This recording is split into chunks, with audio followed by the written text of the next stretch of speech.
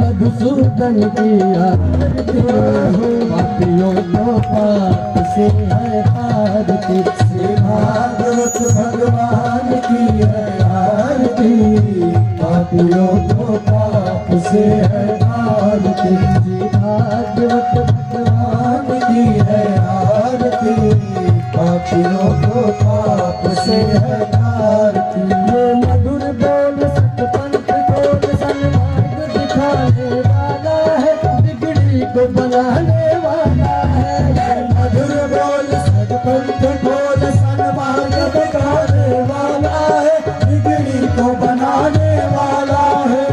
मधुर बोल सतपंथ बोल सन्मार्ग दिखाने वाला है, बिगड़ी को बनाने वाला है। मधुर बोल सतपंथ बोल सन्मार्ग दिखाने वाला है, बिगड़ी को बनाने वाला है। श्री राम यही घनश्याम यही, श्री राम यही घनश्याम यही, श्री राम यही घनश्याम यही, श्री राम यही घनश्याम यही। प्रभु की महिमा की आरती, पापियों को पाप से आरती। श्री भागवत भगवान की है आरती, पापियों को पाप से है आरती। कर्पूर गौरम करुणावतारम, संसार सारम भुजगेन्द्रहारं, सदा वसन्तं हृदयारविन्दे, भवं भवानी शरणं। त्वमेव माता च पिता त्वमेव, त्वमेव बन्धुश्च सखा त्वमेव, त्वमेव विद्या द्रविणं त्वमेव, त्वमेव सर्वं मम देवदेव। भागवत भगवान की है आरती, पापियों को पाप से है आरती। श्री भागवत भगवान की है आरती, पापियों को पाप से है आरती, पापियों को पाप से है आरती, पापियों को पाप से है आरती। आप जो है एक नजर इधर लगा श्री गणेशाय नमः।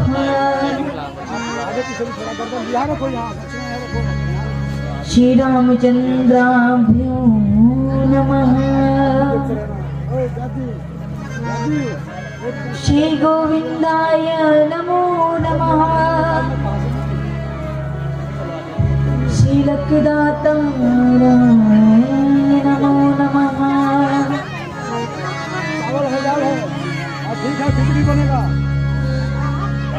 कृपया थोड़ी देर शांति बनाए रखें। मेरा निवेदन है कि थोड़ी देर कृपया करके शांति बनाए रखें और अपना चित्त और अपना मन अपने भाव हरि के चरणों में लगाएं। वर्णानामर्थि संघानां रसानां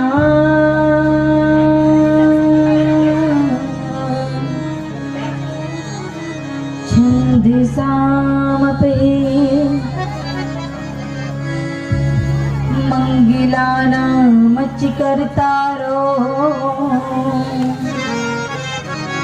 वन्दे वाणी विनायका।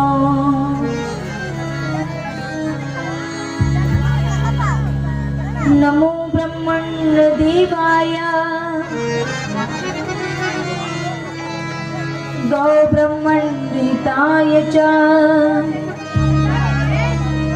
जगद्द्विताय कृष्णाय गोविन्दाय नमो नमः।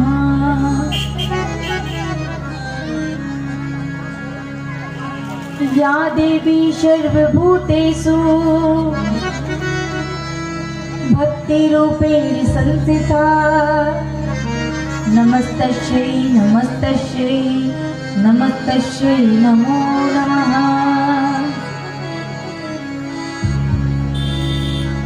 छवि ललित कमला कोटिसम नवनील अंबर धारिणी शशिवदन कंज विलोचनी श्री चंद्रिका मृदुहासिनी आनंद घन गोविंद मन मंदिर अनन्य निवासिनी घनश्याम धन हित चातिकी घनश्याम धन हित मोरी। राधे मेरी स्वामिनी और मैं राधे की दास जन्म जन्म मोह दीजियो श्री वृंदावन को वास।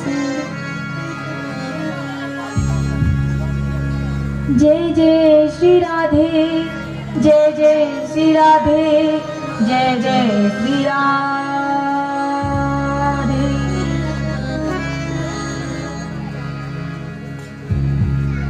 आइए सभी कथा का श्रवण करेंगे। सबको मेरी आवाज आई रही होगी, सबको मेरी आवाज सुनाई दे रही है।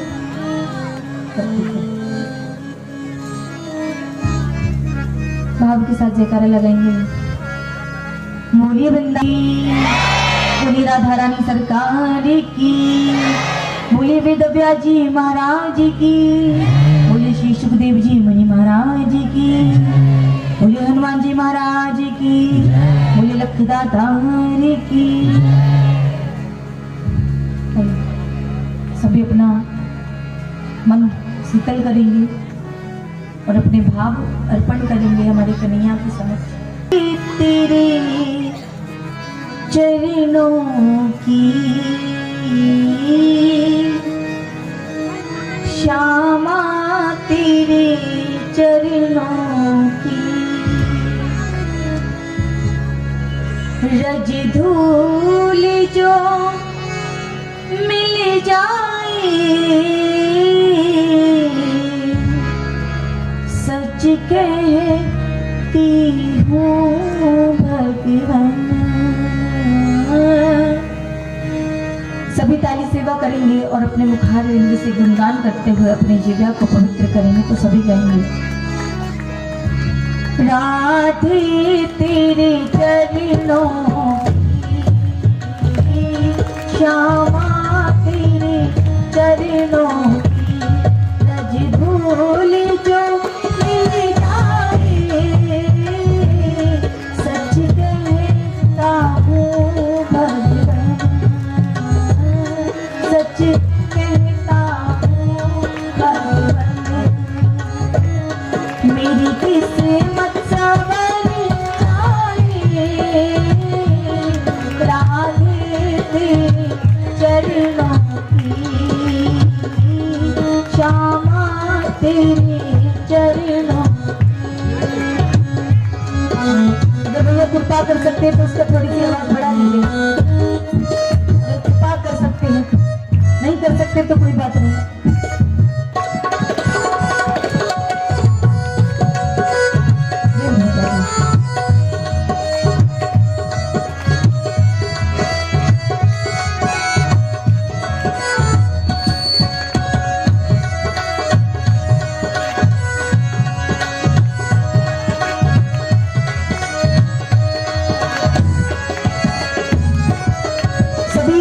आंखें बंद कीजिए और अपनी किशोरी जी से प्रार्थना करिए कि हे महारानी, ये मन बड़ा चंचल है, कैसे तेरा भजन करूं, ये मन बड़ा चंचल है, कैसे तेरा भजन करूं। प्रार्थना करिए किशोरी जो, मेरा मन बहुत छोटा है अभी, बड़ा चंचल है,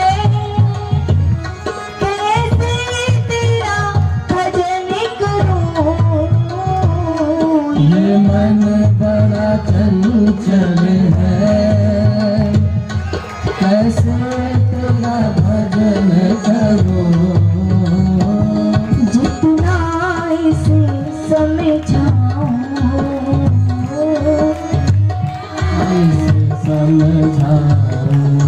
उतना ही चलता है, राधे तेरे चरणों की, श्यामा तेरे चरणों की, राधे तेरे चरणों की, श्यामा तेरे चरणों की, धूल जो मिल जाए,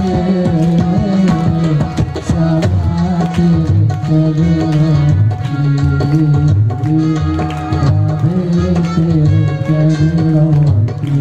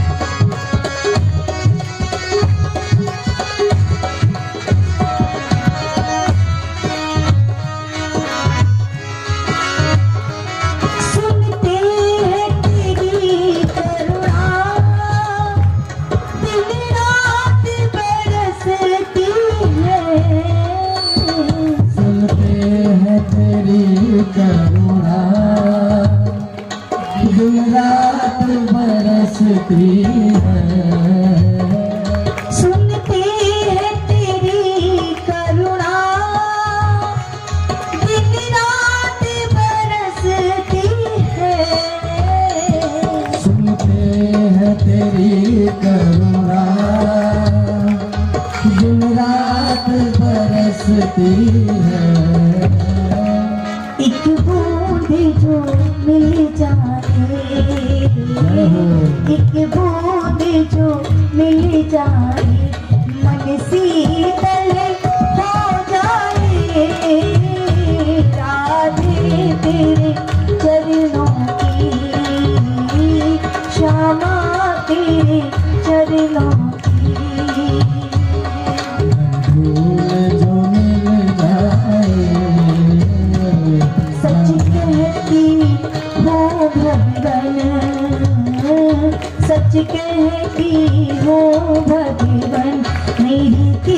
मसवर जाए राधे तेरे चरणों की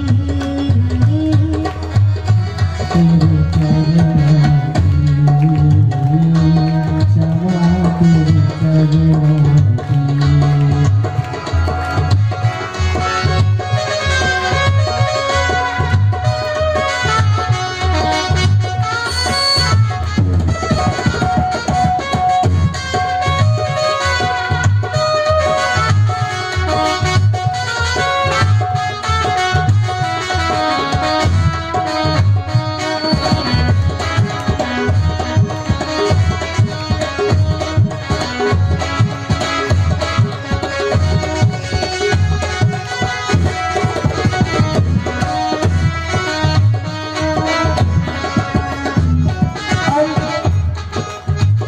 ये किशोरी जी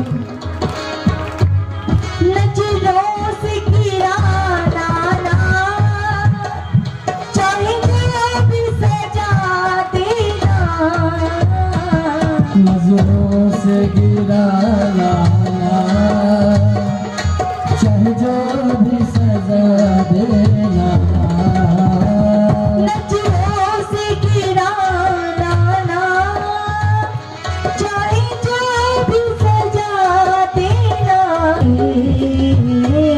नजरों से जो गिर जाए मुश्किलें संभल पाए क्षमा तेरे चरणों की राधे तेरे चरणों की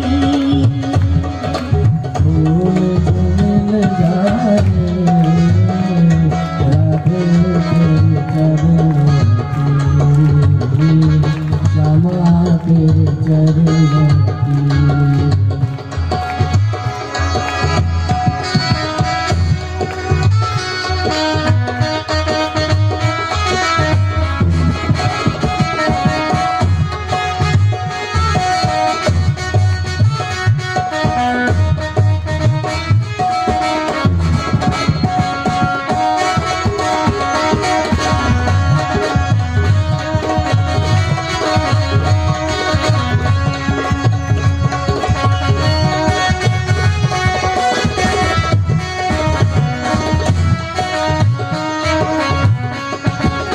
और महाराज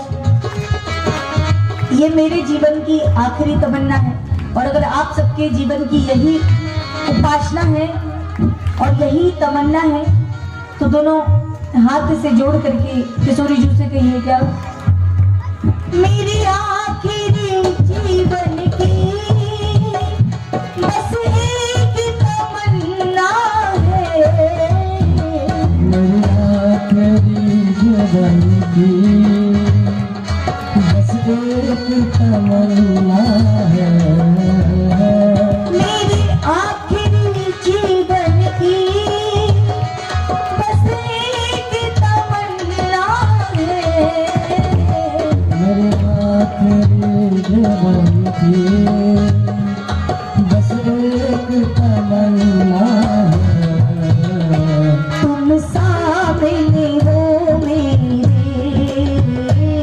तुम सामने हो मेरे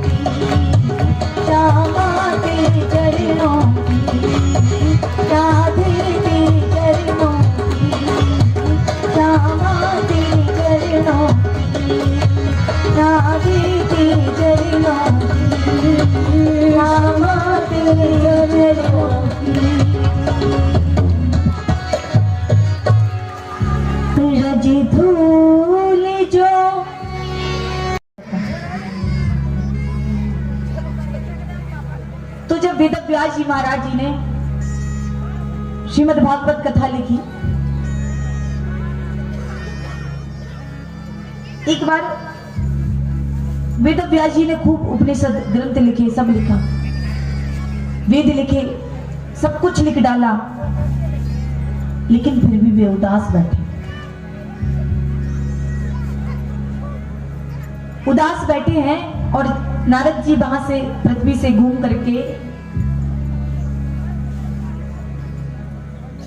वेद व्यास जी को देखा कि बिल्कुल मुंह लटका के बैठे।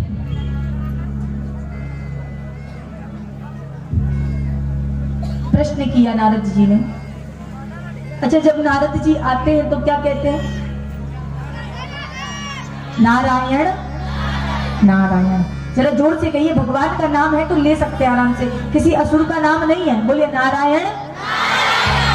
महाराज किसी शत्रु के नाम तो नहीं है, बगल में कोई पड़ोसन बैठी हो, पति का तो नाम नहीं है किसी का, क्योंकि मुख से हमारी मैयाएं, भारतवर्ष की मैयाएं अपने पतियों का मुख से नाम नहीं लिया करती थी। इस बात से घटना याद आती है महाराज। एक बार सत्संग हो रहा था, ऐसे ही जैसे आप सब मैयाएं बैठी हो ना, ऐसे ही सब बैठी थी वहां पर। तो एक बहू सत्संग जा रही थी और सत्संग में अपनी जेठ की बेटी, जेठ की बिटिया होती है ना, उसको साथ लेकर गई। उसको साथ लेकर के गई, सत्संग में बैठी। महाराज जी प्रवचन कह रहे थे और महाराज जी ने प्रवचन किया और बीच में एक संकीर्तन कर दिया। महाराज जी गाने लगे, जय रघुनंदन कंस निकंदन देवकी नंदन त्वम शरणम। ये गा रहे थे। अब जैसे हम बजवाते हैं ना, बार बार ताली बजाओ संकीर्तन में, मुख से गाओ, जैसे हम कहते हैं ऐसे हाथ करते हैं, आप सब भी गाओ ऐसे। तो ऐसे ही महाराज जी कह रहे थे कि जय रघुनंदन कंस निकंदन देवकी नंदन त्वम शरणम। सबसे कहे, सब ताली सेवा कर रहे थे, लेकिन जो बहू थी वो नहीं गा रही थी। तो महाराज जी बार बार कहे कि गाओ गाओ। बहू ने थोड़ा, इतना घूंघट था तो थोड़ा सा और कर लिया ताकि महाराज जी की नजर ना पड़ जाए। अब यहाँ से हम बैठते हैं ना तो सब दिखते हो मुझे, सब क्या क्या क्रिया, कौन कौन क्या कर रहा है, ये सब दिखाई पड़ता है यहाँ से। तो अब ताली तो बजा रही थी लेकिन मुख से नहीं गा रही थी। अब दाएं देखे बाएं देखे, बोले अगर महाराज जी की नजर मुझ पे पड़ गई तो महाराज जी मुझसे भी कहेंगे कि गाओ। और सच में ऐसा ही हुआ। महाराज जी की नजर वह बहू पे पड़ गई। वह बहू से कह दिया महाराज जी ने कि तुम गाओ। बोले जय रघुनंदन कंस निकंदन देवकी नंदन त्वम शरणम। अब उसके पति का नाम था देवकी नंदन, इसलिए नहीं गा रही थी मैया। लेकिन बगल में जेठ की बेटी को लेकर आई थी तो उसका नाम था चंपा। क्या नाम था? जरा जोर से कहिए, क्या नाम था? जैसे ही बहू की नजर अपनी जेठ की बेटी पर पड़ी तो गाने लगी शर्म के मारे, जय रघुनंदन कंस निकंदन चंपा के चाचा त्वम शरणम। ऐसा है क्या? देखिए भाव, देखिए भाव गाया, लेकिन उसने अब किस रूप में गाया ये वही जाने। क्या गाया? जय रघुनंदन कंस निकंदन चंपा के चाचा तो भगवान जी ऊपर बैठे हैं, परमात्मा परम पिता परमेश्वर श्री लक्ष्मी मैया जी के साथ, और हंसने लगे भगवान। जैसे ही भगवान मुस्कुराने लगे तो देवी मैया पूछने लगी लक्ष्मी जी कि प्रभु आप इतना मुस्कुरा क्यों रहे? बोले ये मुस्कुराने की ही बात तो है, कह रहे भक्तों ने मुझे अनन्य अनन्य नामों से जाना, कहीं कृष्ण, कहीं माधव, तो कहीं सावरिया जाना, और आज तो एक मुझे नया नाम मिल गया। नया नाम कौन सा? चंपा के चाचा। देखिए भक्त मुझे कैसे कैसे भाव से पुकारते कि चंपा के चाचा, आज तो मुझे नया नाम मिल गया। बड़ी प्रसन्नता हुई। भगवान ये नहीं देखते कि आप कैसे गा रहे हो, पर भाव देखते हैं वो आपका किस तरीके से गा रहे हो, क्या भाव है आपका। अब चंपा के चाचा हो या लीला के चाचा हो, किसी के पति का नाम तो नहीं ना नारायण। एक बार प्रेम से कहिए नारायण, बोले प्रेम से राधे। तो यहाँ पर वेद व्यास जी महाराज उपनिषद ग्रंथ लिख करके बैठे हुए थे। नारद जी आए। नारद जी ने कहा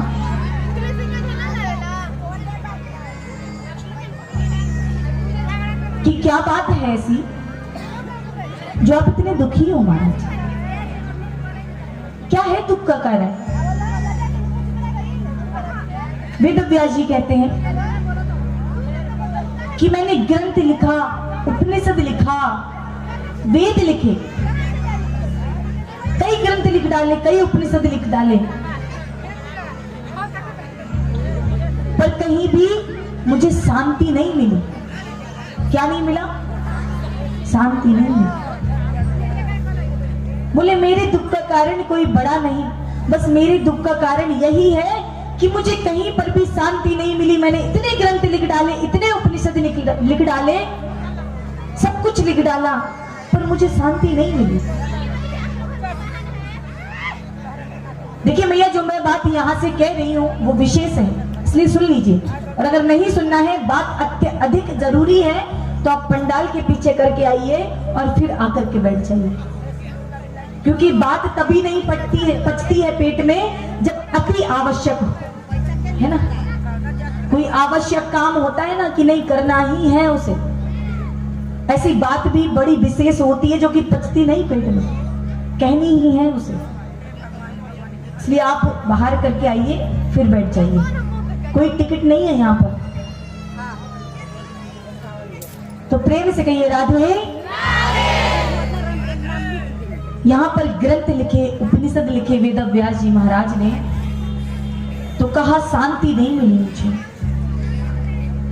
देखिए नारद जी ने कितना सुंदर उत्तर दिया कि अभी तक आपने क्या लिखा। बोले ग्रंथ लिखा, वेद लिखा, उपनिषद लिखा, ज्ञान लिखा। बोले ज्ञान लिखा। बोले इनमें से कोई नजर आ रहा है जो ज्ञान की बातें सुनता हो। अब महाराज आजकल तो किसी को ज्ञान देने बैठो तो 4 लेकर लौटते हैं घर, है ना। किसी से कह दो कि महाराज इसको ऐसे नहीं ऐसे करते हैं, तो सामने वाला कह देगा अरे तुम्हें क्या पता, इसको ऐसे नहीं ऐसे करते हैं। किसी को एक बात अगर ज्ञान की करोगे ना तो 4 बातें आपको लौटा कर देगा बदले। कोई नहीं सुनेगा, कलयुग में तो कोई नहीं सुनेगा ज्ञान की बात। देखिए पहले दिन कितनी कम संख्या थी, दूसरे दिन थोड़ी सी ज्यादा होती, और तीसरे दिन भी लगभग ठीक ठाक थी। क्यों?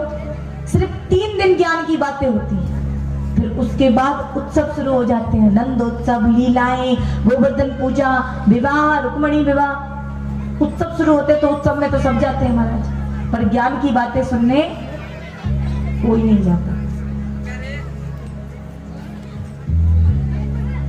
सुनते हैं ज्ञान की बात। आप लोग को देख के नहीं लगता कि आप लोग नहीं सुनते होंगे, सुनते होंगे। आप लोग को तो देख के तो बड़ा प्यार लगता है। आप लोग नहीं दिखाई देते ऐसे, आप लोग तो बड़े सौम्य हैं, सरस हैं हमारा।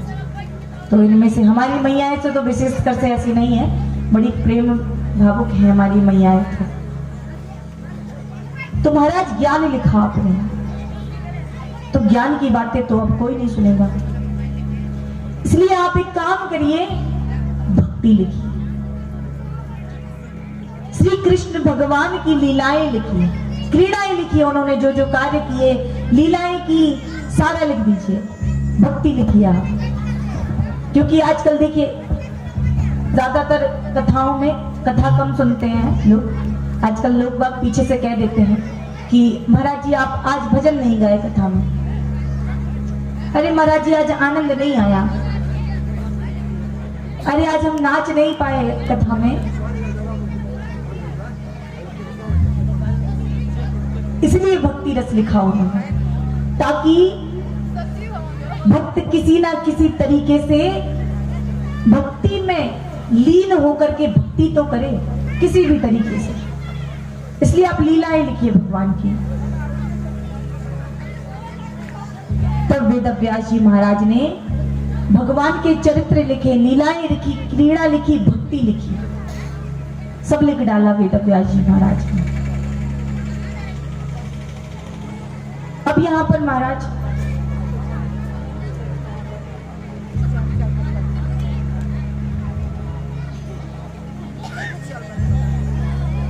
जो हमारी किशोरी जू हैं उनके बारे में भी लिखा। अच्छा, जो घर में बड़ा सदस्य होता है उसका नाम नहीं लिया जाता, लिया जाता मतलब उसको संबोधित करके बुलाते हैं, आदरणीय रिस्पेक्ट करके बुलाते हैं, जिसे जी लगाते हैं पीछे, बड़ों के नाम में जी पहले लगाते हैं, आदरणीय हमारे सम्माननीय हैं। तो महाराज हमारे जो वेद व्यास जी ने लिखा तो किशोरी जी का नाम कहीं पर भी सामने नहीं दिखाई पड़ा। उन्होंने बड़ी गोपी के नाम से बताया। किस नाम से? बड़ी गोपी, क्योंकि जो 16,108 रानियां हैं उनमें से सबसे बड़ी गोपी के नाम से उन्हें संबोधित किया। अब क्यों किया इसका कारण सुनिए। जब पृथ्वी पर लीला करने के लिए भगवान आ रहे थे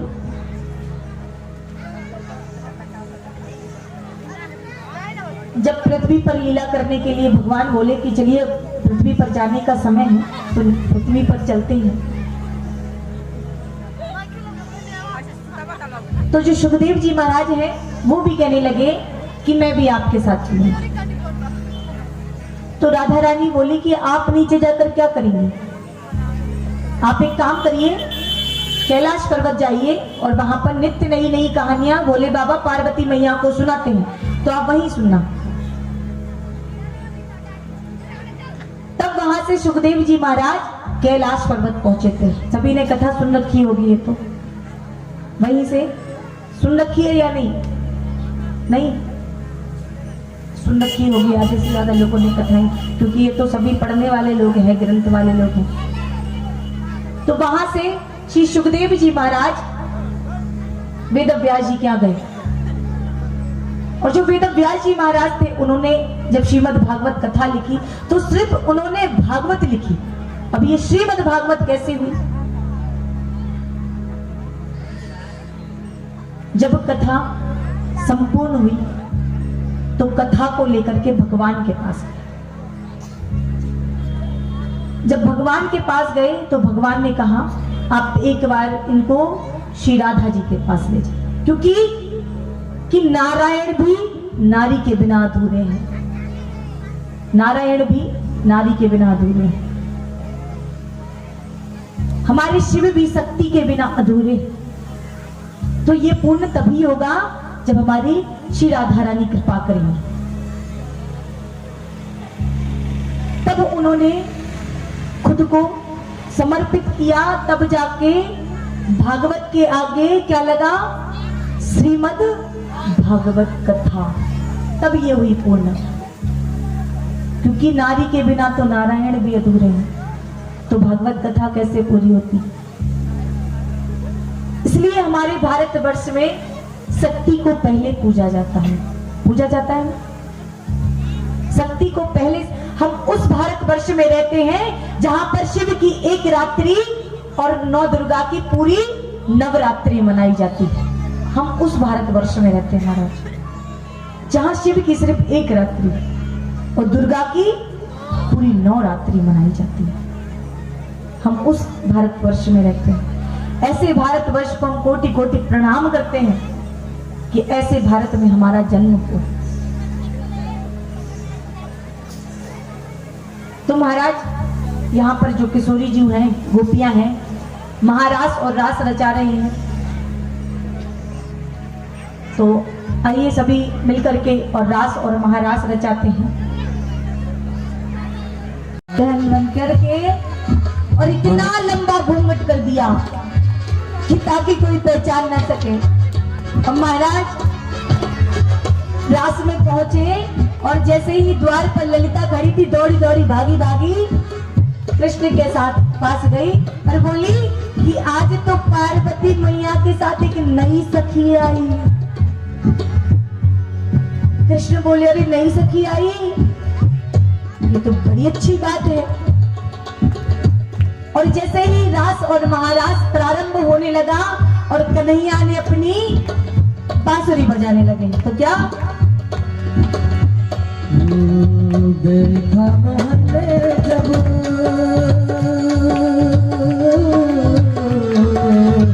देखा मोहल्ले जब समझ गए रे सारी बातें ऐसी बजाई बंसी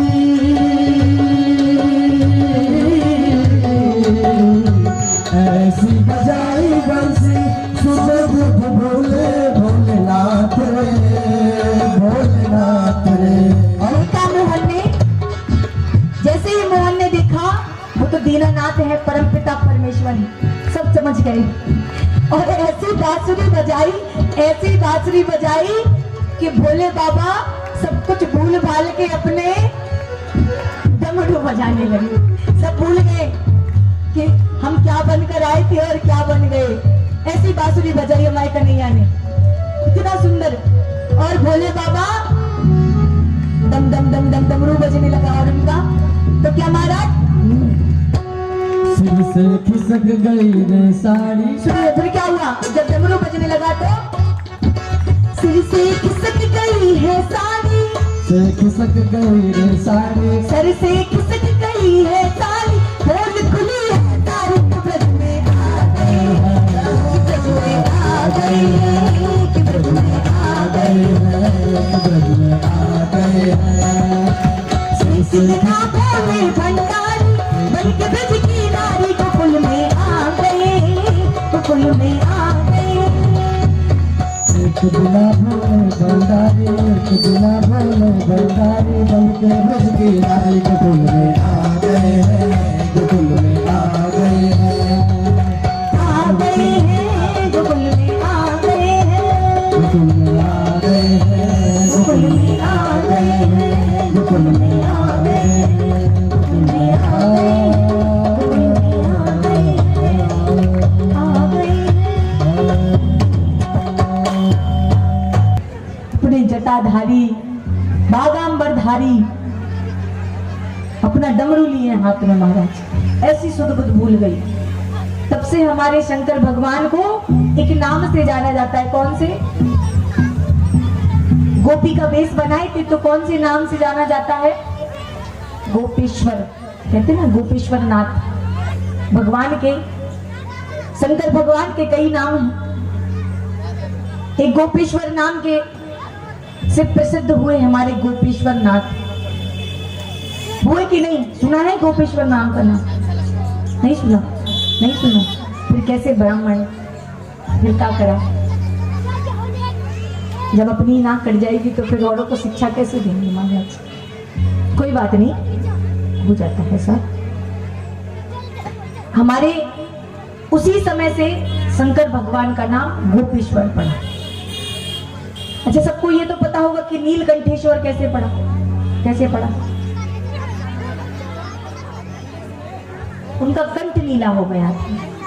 ये बात तो सच है कि कंठ नीला हो गया। तो ये महाराज यहाँ पर रास रच रहा है भारी। अब जो राधा जी है वो गुस्सा हो गया कन्हैया से। बोले कि बात बताओ कन्हैया कि तुम इन सखियों से ज्यादा प्रेम करते हो या फिर मुझसे ज्यादा प्रेम करते हो? अगर हम कहें कि हम इन मैया में से सिर्फ एक से प्रेम करते हैं, और अच्छा कोई आकर पूछ ले हमसे कि दीदी आप सबसे ज्यादा प्रेम किससे करे, वो हमसे या फिर इन सबसे, तो बुरा लगता है, इतना बुरा लगता है, चुप जाता है। वो तो परम पिता परमेश्वर है। एक मैया के 4 बच्चे, वो तो बराबर से प्रेम करती है, लेकिन बच्चों को लगने लगता है कभी कभी कि इनको ज्यादा प्यार करती है, मुझे प्यार ही नहीं करती है। ये इनको ज्यादा चाहती है, मुझे तो स्नेह करती नहीं है। ऐसा नहीं महाराज,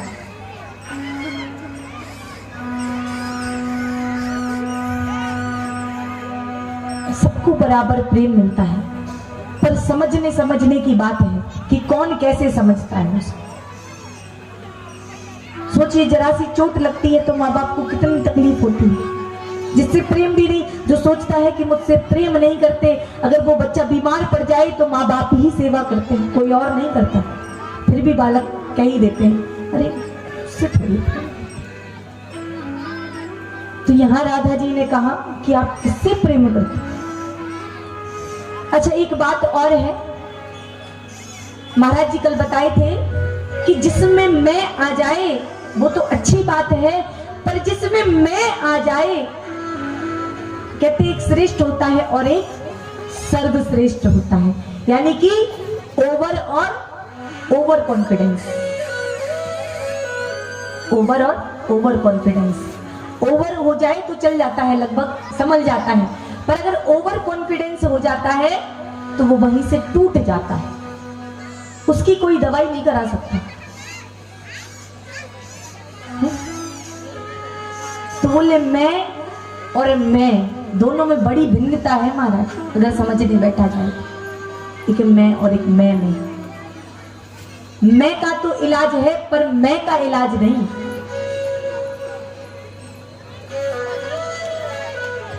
अच्छा, एक बात बताइए, खीर कितनों ने खाई आज तक?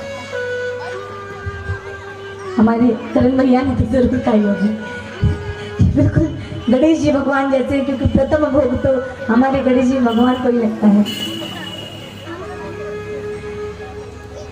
कितनों ने खाई खीर? जरा हाथ ऊपर उठाइए। हमने खाई खीर। तो ये बाबा लोगों ने नहीं खाई, मैया ने नहीं दी, कोई बात नहीं। अब जिन जिनको नहीं मिली वो घर जाके बनवाइएगा। अच्छा, खीर कितनी चीजों से बनती है? क्या क्या डलता है खीर बनाने? अच्छा, खीर बनाइए, कैसे बनाएंगे? आज खीर ही बनाते हैं दही। कैसे बनाएंगे खीर?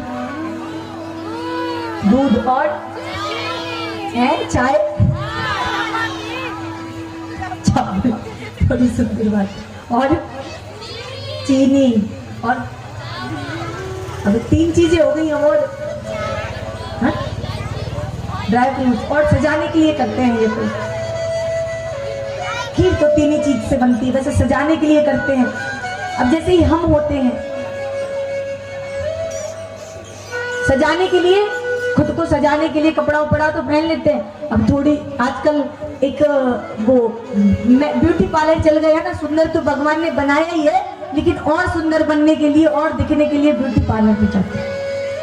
अरे जो नहीं जाती, मैं उनके लिए नहीं कह रही हूँ, जो जाते हैं वो अपने हिसाब से समझ लेते हैं।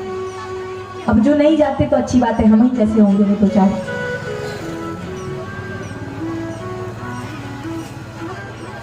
तो महाराज खीर तो 3 चीज से बनती है। हमारे वृंदावन में तो 3 चीज से ही बनती है खीर। एक गुड़ से बनती है, एक भात से बनती है, और एक दूध से बनती है, गाय की।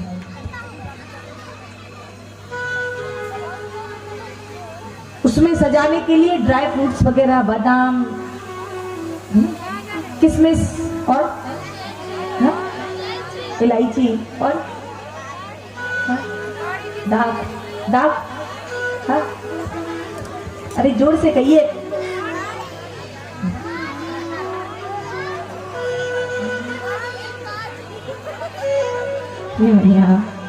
बड़ी प्यारी खीर बन रही थी, मेरे मुंह में तो पानी लबालब पानी आ गया। हमारे वृंदावन में जब बिहारी जी को भोग लगता है ना, तो पता है दौड़ कर जाना पड़ता है, कहीं वो खत्म हो गया। अगर उसकी एक बूंद भी पड़ जाए ना मुख में तो बड़ा सौभाग्य समझते हैं, क्योंकि वो खीर इतने प्रेम से बनाई जाती है ना। उसमें गुड़ डाला जाता है, दूध डाला जाता है, भात डाला जाता है। अच्छा, खीर बनके तैयार हो गई। अब उसमें 2 बूंद नींबू के डाल दिए जाएं,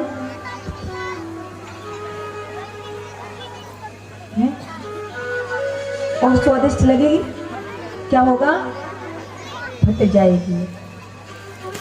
तो महाराज मैं और मैं, यही हमें बताता है कि मैं तक ठीक था, अगर हमने उसमें अहंकार रूपी, जिसको कहते हैं एटीट्यूड, ईगो, है ना, आज बनारस से कुछ लोग आए हैं हमारे बीच, जो आगे बैठे इतनी बहुत ईगो मैं जो डाल देते हैं हम, इसलिए हमारा जीवन इन्न भिन्न हो जाता है ना। कहते श्रेष्ठ होना अच्छी बात है, पर सर्वश्रेष्ठ होना कदाचित गलत बात है।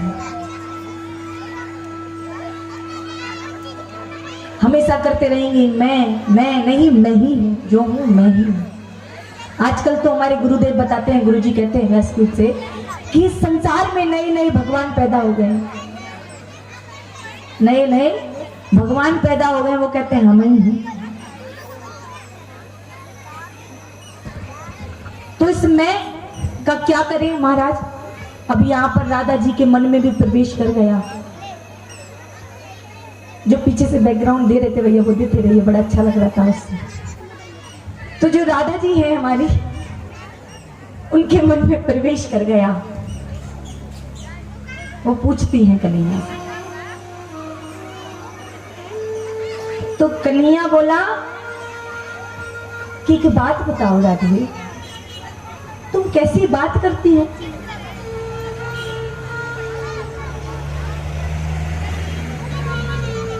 आज तुम्हारे मन में ये प्रश्न कैसे आया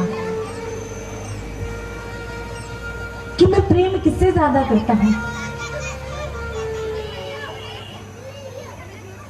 तुम भूल गई हो राधे,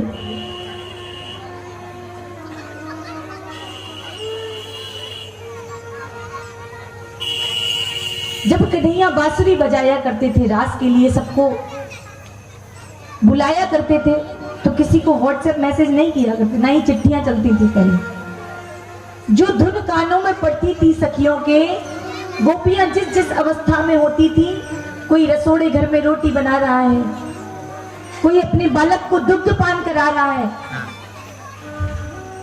कोई सखी नाच रही है, कोई सखी आंगन में बैठ के कोई कार्य दही मत रही है, किसी ने आधे कपड़े पहन रखे हैं, तो किसी सखी ने एक आंख में ही काजल लगाया, तैयार श्रृंगार कर रही है अपना गोपियां जाने के लिए। पर जैसे ही कन्हैया की बांसुरी सुनी तो ऐसी सुध भूलती है महाराज, ऐसी सुध भूलती है कि जिस जिस अवस्था में सखी होती है, वही अवस्था में वो रास में पहुंचती है। जिस अवस्था में होती है, मानो तो एक आंख में ही काजल लगा, दूसरे में लगा ही नहीं, ऐसी सखी पहुंच गई। मानो बच्चे को दुग्ध पान कराते हुए ऐसे ही पहुंच गए, आधे कपड़े पहने जल्दी जल्दी और आधे पहने पहुंच गए इसी अवस्था में। नाच रही है सखी तो ऐसे ही, रसोड़े में खाना बना रही है तो हाथ गंदे ऐसे ही लेकर पहुंच गई। कितनी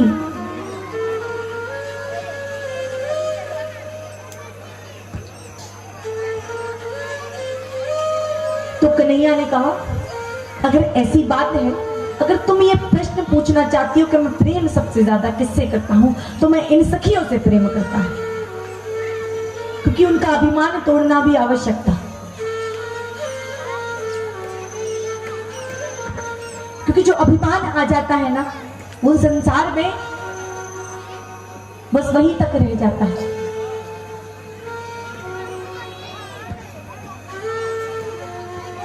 इसलिए सब करो, अभिमान मत करो।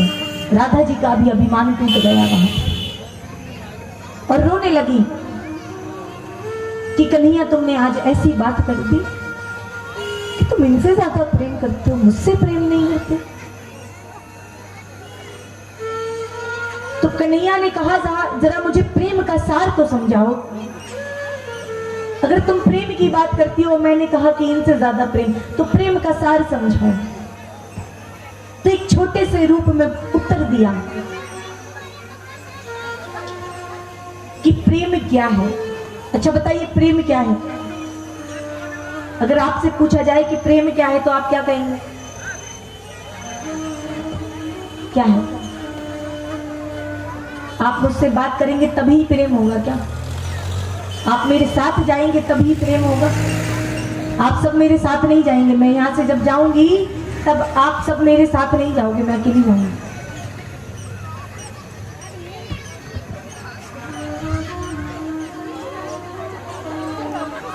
क्या है प्रेम? कोई बताइए मुझे, प्रेम क्या है? अच्छा, विवाह करके जाएंगे सब। श्री राधे, अगर प्रेम, अगर विवाह करना होता तो न जाने कितनों के विवाह हो गए होते। हमारी राधा जी का भी हो गया होता, बेचारी वो तो रही गई, फिर उन्हें रुक्मणी का अवतार लेना पड़ा इसी कारण से। ऐसा नहीं कि हमारे कन्हैया ने प्रेम किसी और से किया और विवाह किसी और से किया, ये कदाचित नहीं किया। कभी मत सोचना ये कि उन्होंने राधा जी से प्रेम किया और रुक्मणी से विवाह किया, किसी और से प्रेम, किसी और से विवाह, ऐसा नहीं किया। सिर्फ उन्होंने प्रेम समझाने के लिए राधा के साथ ये लीलाएं की और उन्होंने शादी का मतलब समझाने के लिए रुक्मणी से विवाह किया। जब पृथ्वी पर आ रहे थे भगवान, तो उनके साथ लक्ष्मी मैया भी आएंगी। अच्छा ये बताइए, ये कितनों को पता है कि हमारी राधा जी बड़ी है हमारे ठाकुर जी से? सच सच बताना कि अभी पता लगा जब मैंने बताया। हमारी ठाकुरायन ठाकुर जी से बड़ी है। अब वो कैसे बड़ी है सुनिए। जब हमारे घर में रिश्तेदार आते हैं तो हमें पता लग जाता है कि हमारे घर आज रिश्तेदार आने वाले हैं, तो हम झाड़ू पोछा सफाई वगैरह करके रखते, मिठाई इत्यादि का व्यवस्था करते हैं कि क्या बनाएंगे, उन्हें क्या अच्छा लगेगा, क्योंकि रिश्तेदार आने वाले हैं। और अतिथि देवो भव, हमारे भारतवर्ष में ये मानना है कि अतिथि हमारे भगवान के स्वरूप होता है। ए मैया, इनको बिठाई दिए जरा।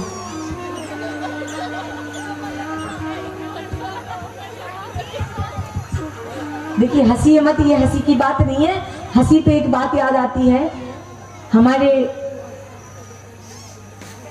एक संत जी हैं, वो बड़ा अच्छा दृष्टांत कहते हैं। बूढ़ी मैया है, कोई बात नहीं, एक गाड़ी में, एक बस में जा रही थी मैया, तो बस में चढ़ गई मैया।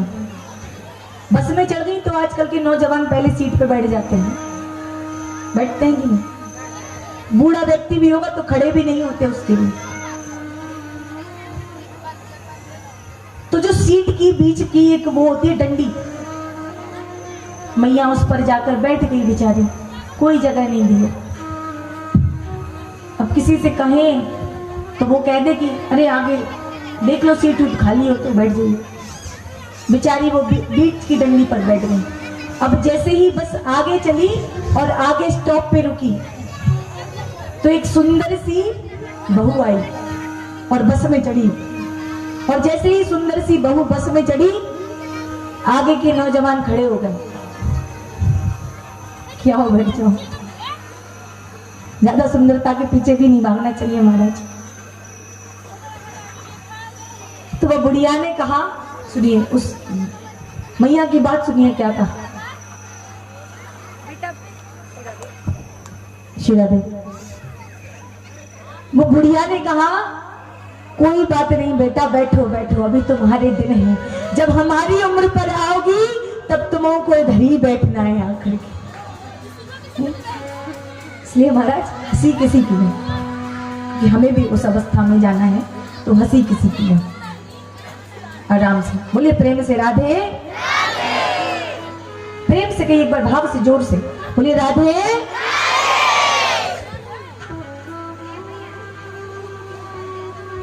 तो राधा जी ने एक छोटे से रूप में उत्तर दिया कि प्रेम का मतलब क्या है। आत्मसमर्पण। क्या है? आत्मसमर्पण। जो शरीर को पाले वो प्रेम नहीं, जो आत्मा पर कब्जा कर ले वो प्रेम है। जैसे मैंने आप सबकी आत्मा पर कब्जा करके रखा है। देखिए रोज नित्य सुनने आते हैं, मुझे आते हैं ना, इसी वजह से मुझे जादू भी आता है महाराज। ऐसा बस थोड़ा बहुत, देखिए आप सबके मन आत्मा को वश में कर लिया और आप सब बैठे कितने भाव के साथ। और पूरे जब तक बैठेंगे जब तक हम बैठते हैं कि नहीं, कोई नहीं जाता जब तक। तो यहां पर राधा जी ने कहा आत्मसमर्पण। बोले ठीक, आत्मसमर्पण मतलब स्वयं की आत्मा को किसी के प्रति समर्पित कर देना, वो प्रेम। प्रेम वो नहीं होता। आजकल तो 7 फेरों के बाद भी तलाक हो जाते हैं महाराज, होते हैं कि नहीं? और जो प्रेम करते हैं वो प्रतीक्षा करते हैं।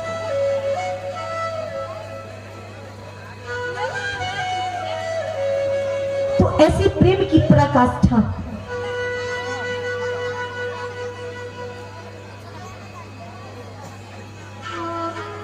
एक सुंदर सा उपाख्यान हमारे बीच, जो हमारी गोकुल की गोपियां थी, वो दही और दूध माखन लेके मथुरा जाया करती थी बीच में। जैसे बाहरी गांव में कुछ छोटा मोटा उत्पादन होता होगा तो आप लोग भुबुआ जाते होंगे बेचने के लिए, क्योंकि वो बाजार है ना। तो ऐसे ही गोकुल से गोपियां बड़ी बड़ी हांडियां लेकर के दूध बेचने के लिए वहां जाया करती थी। मथुरा में जाती थी और जिसको दूध देती थी, दही देती थी, उसका मूल भी लेती थी, उसका मूल भी लेती थी। जितना दही देती थी उतना मूल भी लेती थी, और जितना मूल लेती थी उससे इतना भर भी ज्यादा नहीं देती थी सखी। और जब लौटते समय में बीच में कन्हैया मिलता था तो कन्हैया को दूध दही माखन भी खिलाया करती थी, पर कोई मोल नहीं लेती थी, कोई मूल नहीं लेती थी उससे।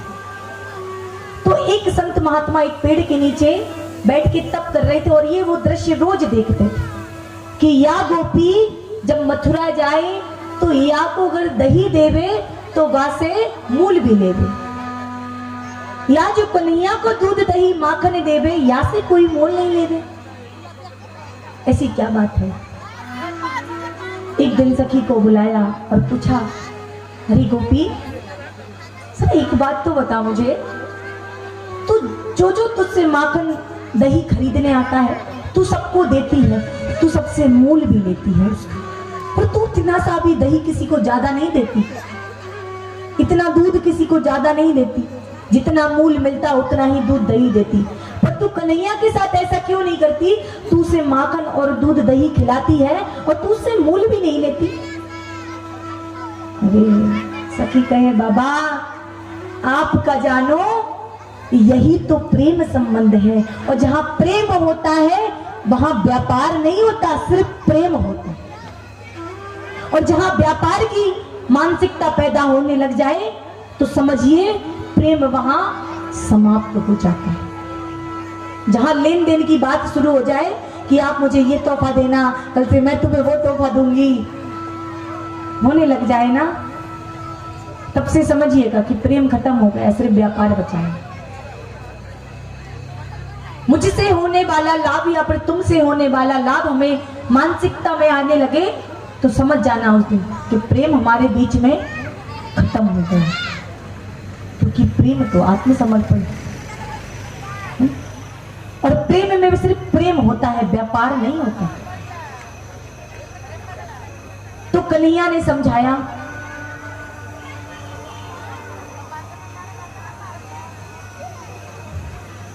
कि प्रेम आत्मसमर्पण, व्यापार नहीं उसमें। अगर तुम ये प्रश्न किए हो तो तुमसे और मुझसे क्या अलग है?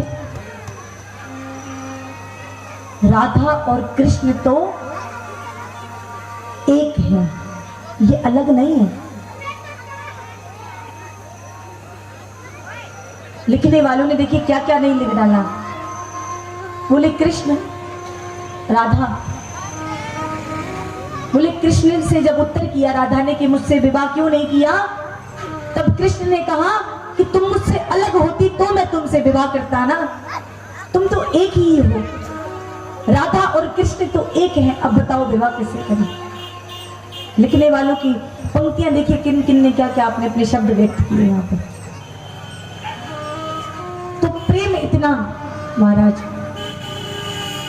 अब बताइए मुझसे कितने लोग प्रेम करते हैं? ये हमारे भाई ये कल कहे कि भाई बहन होता है ऐसे, हम हाँ भैया बिल्कुल। कितने लोग प्रेम करते हैं? जिसका हाथ नहीं उठेगा ऊपर मैं समझ जाऊंगी कि कोई मुझसे प्रेम नहीं करता, मतलब वो लोग नहीं करते, कोई क्या। ये देखो जितने मेरे घर बैठे हैं सब करते हैं। अब नीचे कर दो मैया बस। अच्छा, मेरे ठाकुर से कितने प्रेम करते हैं? अच्छा, दुगने हो गए, ये तो बड़ी बात है। सौभाग्य है मेरा कि मैंने आपकी ठाकुर से प्रीति लगाई, ये मेरा सौभाग्य है। मुझसे प्रेम करो ना करो चल जाएगा, पर मेरे कन्हैया से प्रीति मत तोड़ना महाराज, ये मेरा निवेदन है आपसे। कभी मत तोड़ना, क्योंकि प्यार करना है तो दिलदार से करो, इस दुनिया से क्या मांगोगे? दुनिया तो आज किसी और को दिल दिए बैठे है, कल किसी और को दे देगी।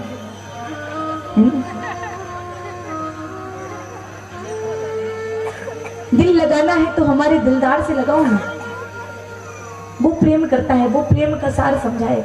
हर कोई आपको धोखा दे देगा, मिलता है ना धोखा। आजकल देखते हैं नए नए, आजकल तो चल गए हैं, फोन में सब दिखाई पड़ता है कि कौन कितने धोखे खाए। महाराज जी, हम वो वाले जीवन के धोखों की नहीं कह रहे हैं, सिर्फ फल धोकर खाइएगा, क्योंकि कोरोना अत्यधिक है, बस इतना मेरा निवेदन है। वो वाले धोखे आपने खाए नहीं खाए वो आप जानो, पर महाराज सब्जी इत्यादि धोखे खाइए।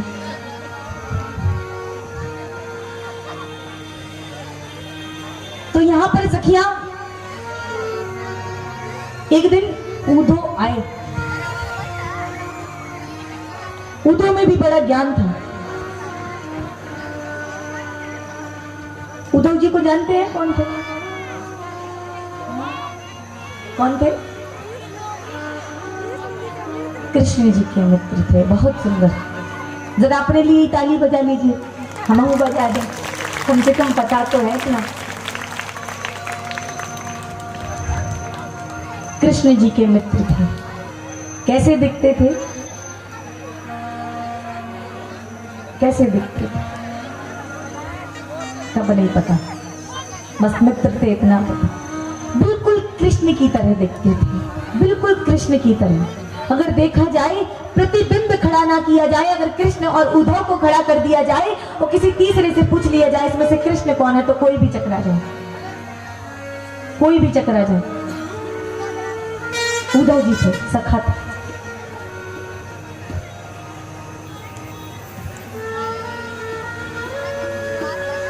तो महाराज इतना ज्ञान था उद्धव जी में, इतना ज्ञान था उद्धव जी में, इतना ज्ञान किसी में नहीं।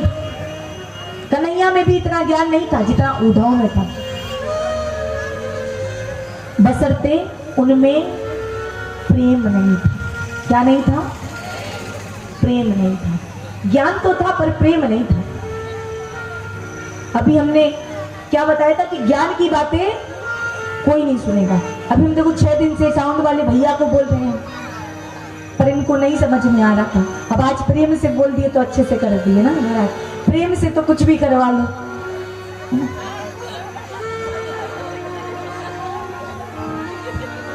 एक बार अच्छा तालियां बजा दीजिए हमारे साउंड वाले भैया के लिए।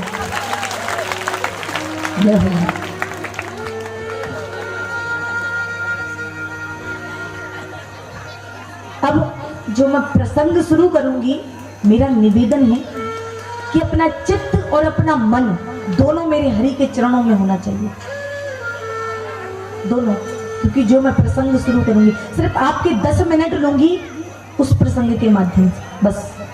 इसलिए कोई भी बात मत करना, सिर्फ अपना हरि चरणों में ध्यान लगाना।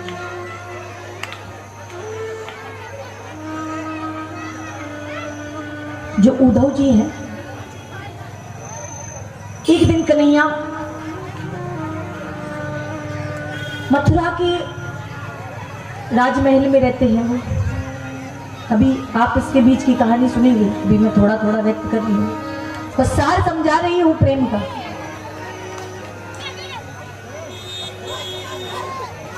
तो एक खिड़की है महाराज,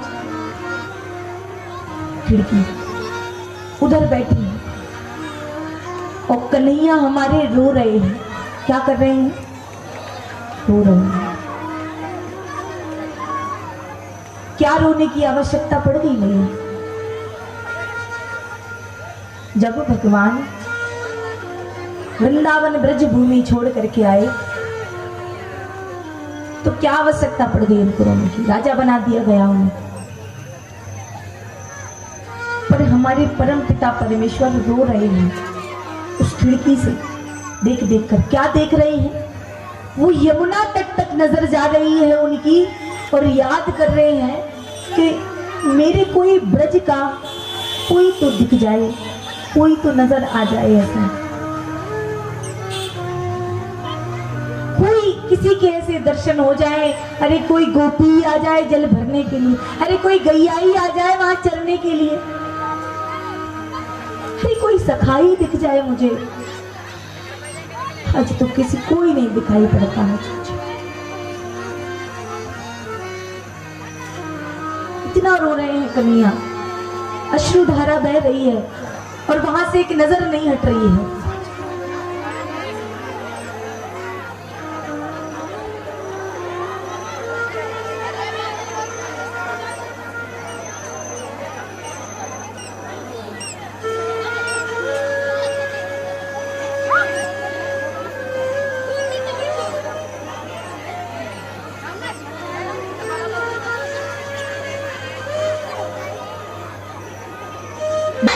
राधे तो महाराज कन्हैया खूब जोर जोर से रोए जाए कि कोई तो ऐसा हो जो दिख जाए ब्रज का। उद्धव जी वहां पहुंचते और उद्धव जी इस स्थिति को देखते हैं कन्हैया की, तो कन्हैया से कहते हैं, अरे कन्हैया आज तू रो रहा है, तू कैसे रो सकता है? तू तो परम पिता परमेश्वर है। कौन है? भगवान हो। भगवान कभी रोते नहीं। कैसे काम कर रहे हो ये गवारों वाले?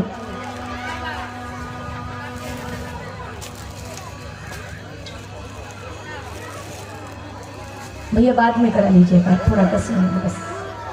आपसे भी कहूंगी आप भी बैठ जाइए, बड़ा सुंदर प्रसंग चल रहा है। कि क्यों रो रहे हो? क्या कारण है रोने का? कन्हैया तुम रो रहे हो? बोले हाँ आज मैं रो रहा हूं। बोले आज मुझे ब्रज की याद आ रही है। बोले मुझे गोपियों की बड़ी याद आ रही है। मैं जब ये यमुना तट को देखता हूँ तो लगता है कि यहाँ मैं नित्य नई नई रास रचाया करता था गोपियों के साथ। ग्वालों के साथ जब गाय चरा कर लौटता था तो यहीं आकर ठहरता था।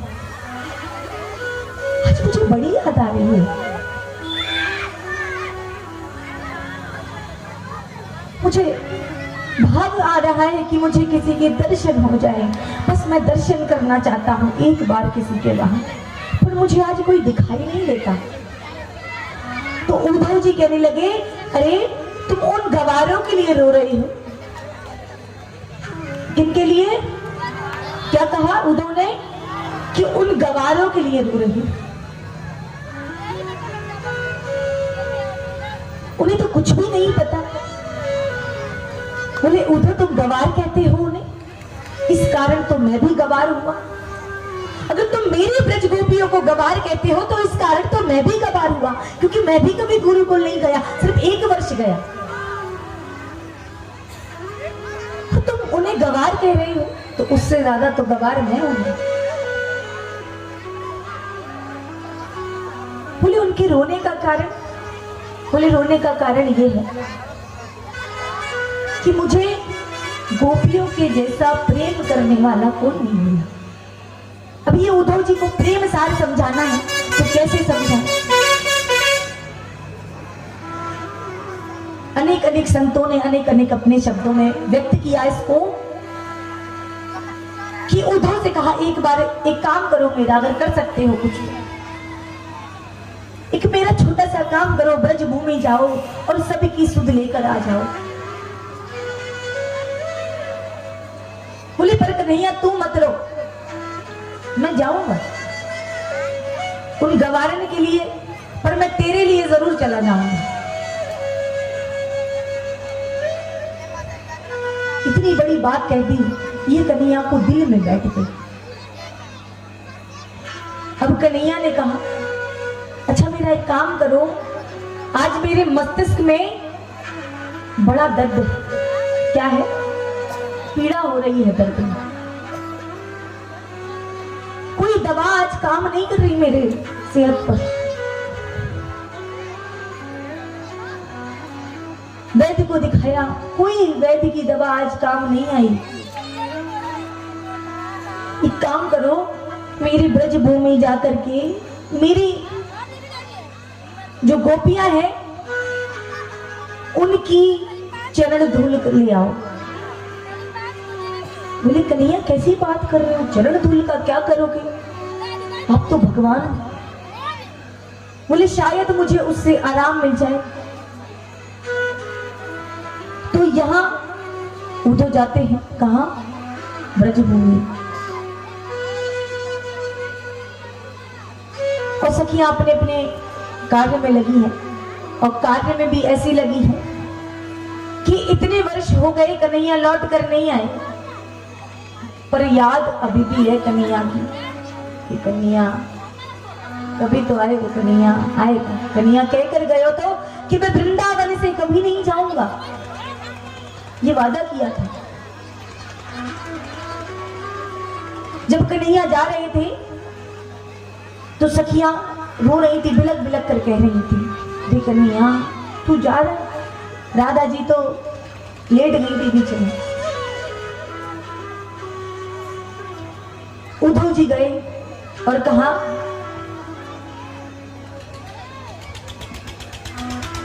गोपियों को देखते हैं। तो उद्धव जी कैसे दिखते हैं, उद्धव जी कैसे दिख रहे हैं, बिल्कुल कृष्ण के जैसे। तो कृष्ण ने कहा एक काम करो, तुम्हें देखकर गोपियां चकरा जाएंगी, तो एक काम करो मेरे वस्त्र पहन कर जाओ।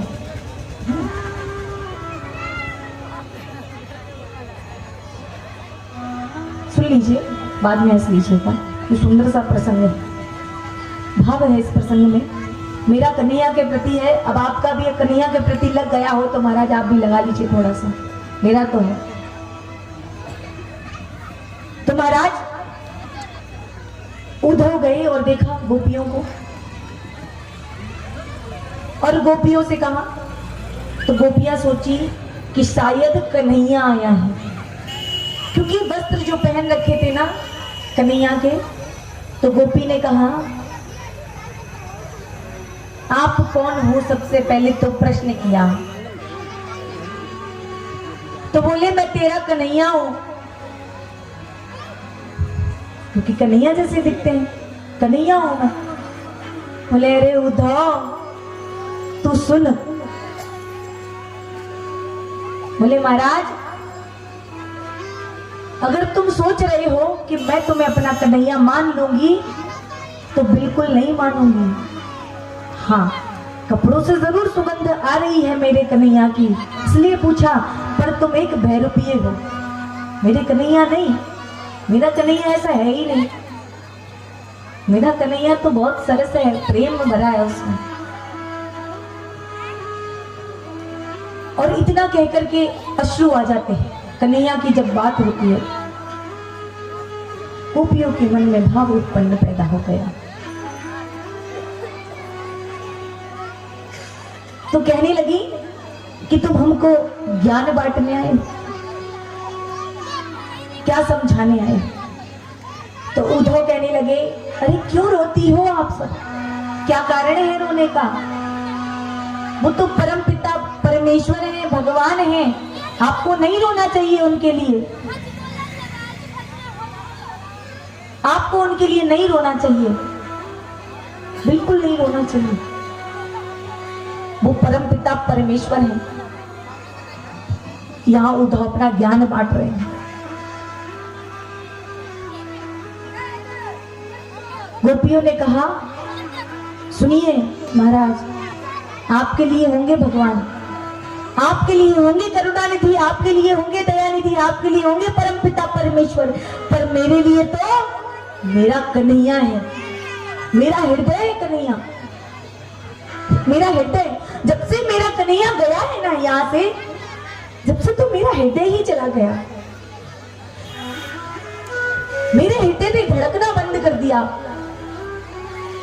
ऐसा लगता है जैसे मानो सब रह गया यहाँ पर, कन्हैया तो चला गया पर कन्हैया लौट कर नहीं आया। अगर ज्ञान देना ही चाहते हो तो जाकर कहना अपने कन्हैया से कि जो मेरा हृदय यहाँ से लेकर गया है वो मेरा पहले वापस करके जाए। इतनी करुण बात सुनते हैं।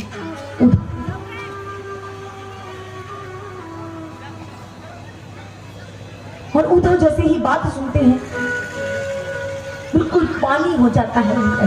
जो ज्ञान भरा पड़ा था आज वो प्रेम में परिवर्तित हो गया। और जैसे ही आंखें बंद की, परमपिता परमेश्वर का ध्यान किया और आंसू बहने लगे उद्धव के नेत्रों से। फिर उद्धव कहने लगे, धन्य हो गया ऐसी ब्रजभूमि के दर्शन करके, ऐसी गोपियों के दर्शन करके मैं तो धन्य हो गया महाराज, कि जिनमें मेरा कन्हैया एक एक शब्द में समाया हुआ है। जब उद्धव ने कहा कि आज कन्हैया के मस्तिष्क में दर्द है, आज उसने ब्रज रज मंगाई है, आप अपने चरणों की रज दे दीजिए। तो सखी बोली, कैसी बात करते हो, मैं तो अभी देती हूँ। जैसे ही एक सखी ने अपने चरण के नीचे से रज उठाकर दी तो उद्धव कहने लगे, अरे ये मूर्ख क्या कर रही हो, तू तो सच में देने लगी, तुझे पता नहीं वो परमपिता परमेश्वर। कई अलग अलग शब्दों में इसको व्यक्त किया गया। वो परमपिता परमेश्वर है, आपके चरणों की धूल अगर उनके माथे पर लग जाएगी तो ये पता नहीं तुझे नरक लोक मिलेगा।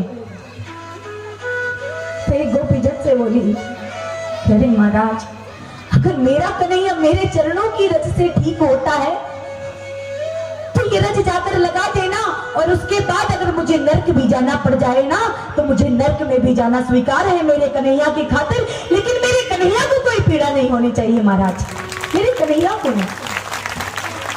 ये प्रेम है सारा, ये होता है प्रेम। उद्धव जी इतनी सी बात सुनी और उद्धव तो बिल्कुल से उद्धव कहे, महाराज धन्य। और गोपियां बिलक बिलक कर रो रही हैं और गा रही हैं क्या,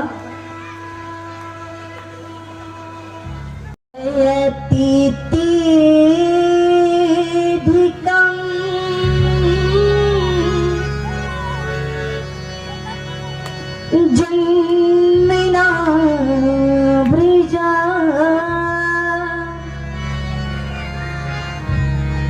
श्रयत इंदिरा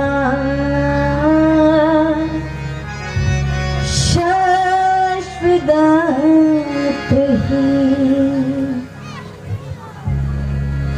जायति तेधिकं चन्ना वृथा शायत इंदिरा शाश्वतहि जायति दर्शिता दीक्षिता विका दत्तहि धृता सास्विंचते जायति तेधिकं चन्ना प्रजा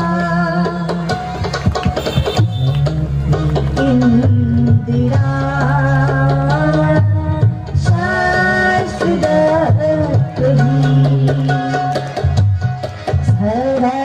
सरदुदासे साधु जात सत सरसी जूधरा श्रीमुषा दिशा सूरत नाथ के शुल्क दासिका वरद नेकिन को नेकिन बधा नेकिन बधा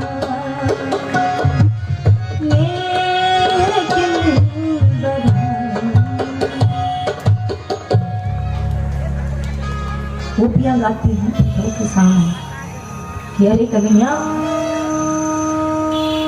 अरे उद्धव, तू मुझे ज्ञान बांटने आया था। तो सुनिए, मेरा कन्हैया वो है कि जब कन्हैया को बुलाओ तो कन्हैया सिर्फ मेरा होकर रहता, मेरा, मुझ में ही समा जाता है, मुझसे अलग नहीं होता कभी कन्हैया। और आज वो होगा राजा वहां का, पर यहाँ का आज भी वो वही कन्हैया है जहां पर मेरे साथ रास रचाया करता है। तो आइए सभी प्रेम के साथ, भाव के साथ अपनी वाणी को विराम देंगे भजन के साथ। और सखियां क्या कहती हैं? की बात है ऊठो बंदगी तेरे वश की नहीं है,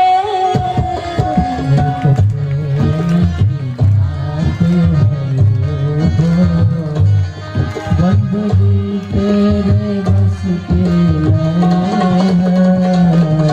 ये तो प्रेम की बात है ऊठो, ये तो प्रेम की बात है ऊठो, बंदगी तेरे बस की नहीं है, यहाँ सर्द के होते हैं सौदे,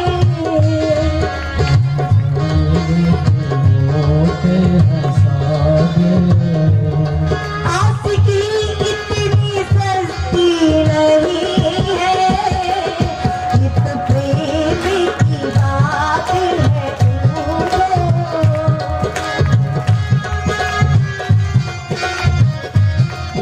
बोलिए प्रेम महाराज सरकार की, बोलिए भक्त वत्सल्य भगवान की।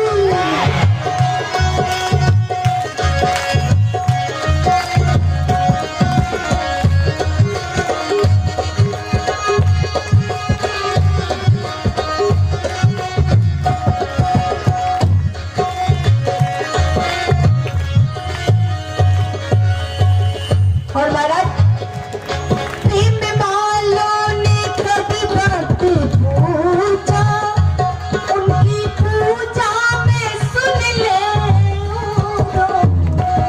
प्रेम वालों ने कब उनकी पूजा में सुन ले। उद्धव जी क्या करने आए थे? ज्ञान बांटने आए। हम यहाँ पर खुद पढ़ रहे हैं प्रेम का पाठ। सुनिए गोपी कहती है, प्रेम वालों ने कब भक्त पूछा, उनकी पूजा में सुन ले उद्धव। प्रेम वालों ने कब पूछा, उनकी पूजा में सुन ले। यहाँ दम में होती है पूजा। अब दम कैसा कि हरे हरे गंगे नहाए जल्दी और दो अगरबत्ती लगाई और है ना, जल्दी जल्दी किया। अरे भगवान जी अगरबत्ती देख लो, जल्दी से भोजन देते, हमें जाना है। अरे ऑफिस के लिए लेट हो रहे हैं, खिलाते पिलाते रहेंगे क्या तुमको? खाते रहिए अब अपने आप से, देखते रहिए अपने हिसाब से, देखिए समझ लो। यहाँ दम में होती है पूजा,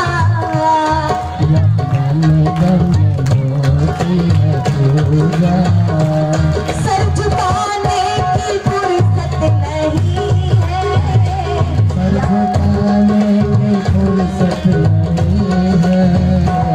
ये तो प्रेम की बात है ऊठो।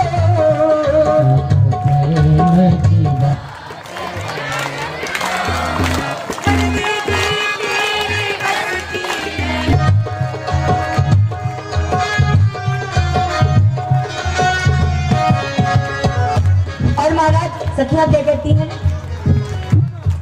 जो असल में है मस्ती में डूबे, उन्हें क्या परवाह जिंदगी की।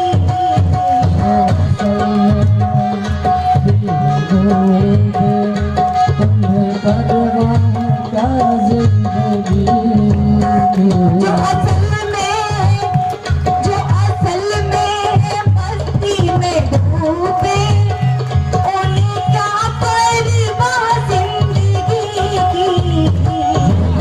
जो असल में है मस्ती में डूबे। अब मस्ती का मतलब ये नहीं कि डीजे बजवा लिया महाराज, नाच लिए, ये नहीं, जो तन तो है संसार में, पर मन हमारा कहाँ है?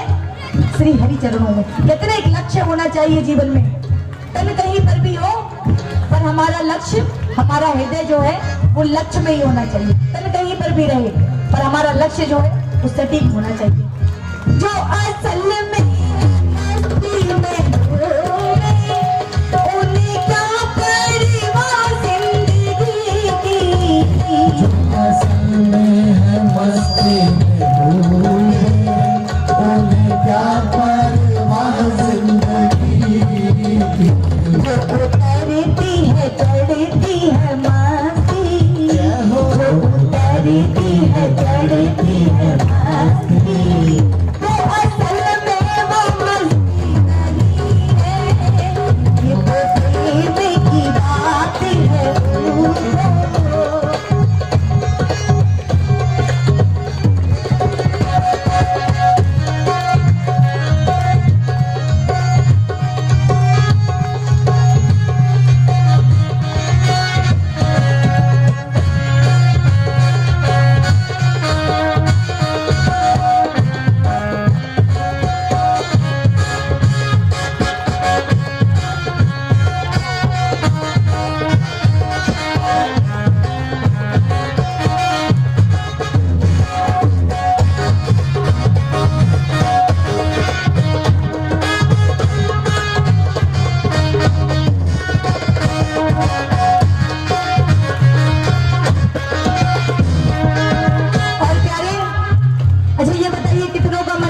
चरणों में लग गया है?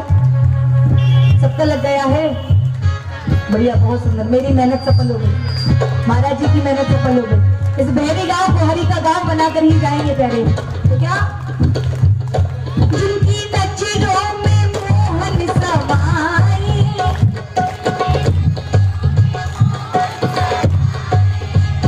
वो तो रहते हैं जग से निया। मोहन समाए, वो तो रहते हैं जग से निराए। अच्छा एक बात बताइए, जो हमारे भैया जी जो तबला बजा रहे हैं, इतना सुंदर सा बादल यहाँ पर प्रवाह कर रहे हैं, वो अच्छे दिखते हैं, अच्छे लग रहे हैं। ये हमारे लड्डू गोपाल हैं। बोले कृष्ण कन्हैया लाल की जय हमारा। जिनकी नजरों में मोहन समाए, वो तो रहती है जग से निराए। नजरों में मोहन समाए, वो तो रहते हैं जग से निराए।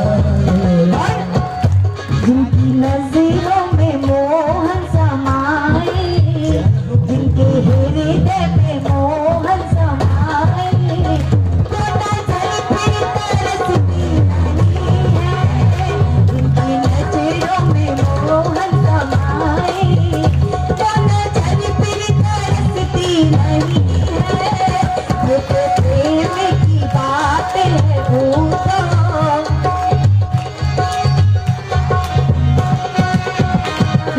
प्रेम की बात है ऊलो, बंदगी तेरे बस की नहीं है।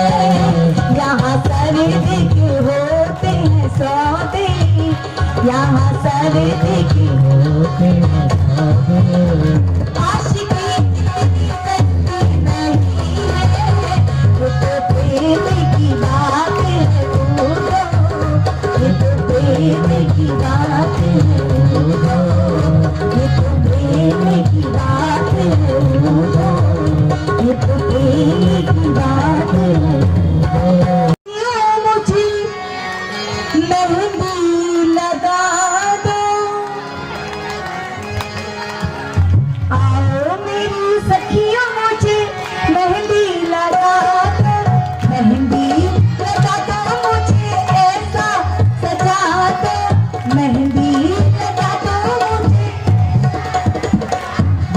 मुझे शाम सुंदर दुल्हन बना दो, मुझे शाम सुंदर दुल्हन बना दो। आओ मेरी सखियों मुझे मेहंदी लगा दो, मेरी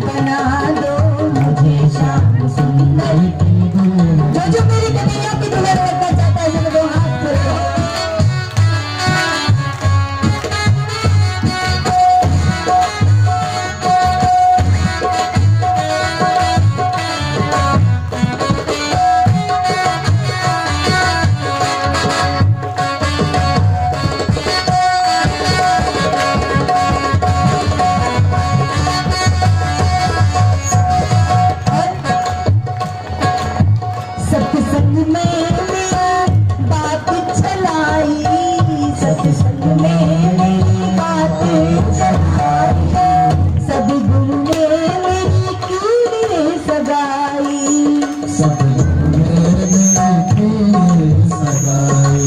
उनको बुला के हथे में बातों करा दो, उनको बुला के हथे में बातों करा दो।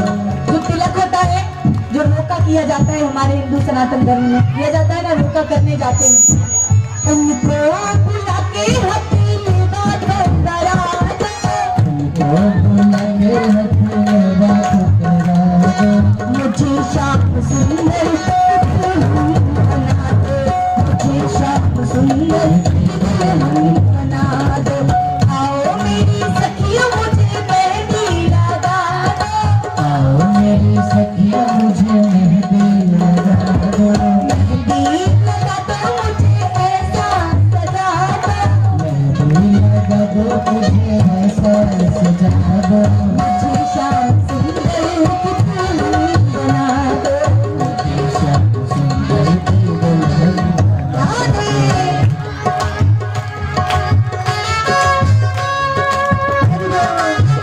लेकिन विवाह है, खुशी होनी चाहिए, सब ताली से बजाइए।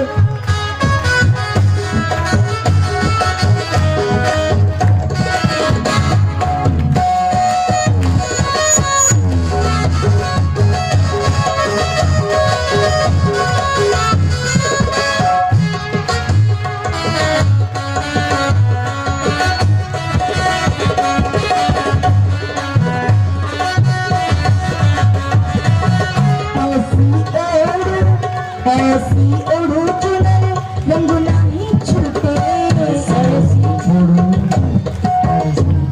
चुनर रंग नहीं छूटे, ऐसी ऐसो बड़े दूल्हा कब हो न छूटे, ऐसो बड़े दूल्हा कब हो न छूटे, अतल सुहाग बली बिंदिया लगा दे, सुहाग वाली बिटिया लगा दो।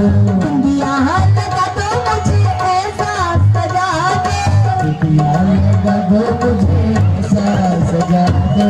मुझे श्याम सुंदर की दुल्हन बना दो, मुझे श्याम सुंदर की दुल्हन बना दो। मुझे श्याम सुंदर दुल्हन बना दो।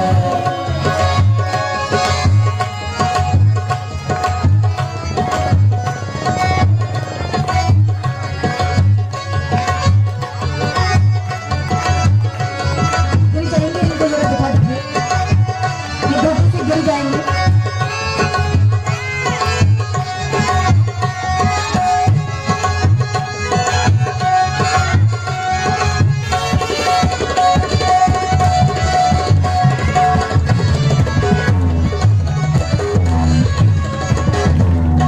भक्ति का सुरमन आँख में लगा दो, का सुरमन आँख में लगा दो। भक्ति का सुरमन आँख में लगा दो, भक्ति का सुरमन आँख में लगा दो।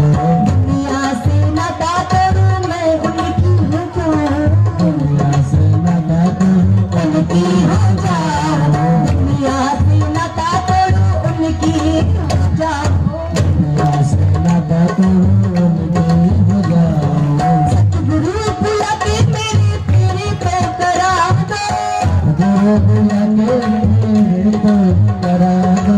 फेरे करा दो मुझे ऐसा सजा दो। मुझे ऐसा सजा दो। अच्छा, किस किस को लग रहा है कि मैं कन्हैया की, मैं बनूंगी कन्हैया की? किस किस को लग रहा है ऐसा?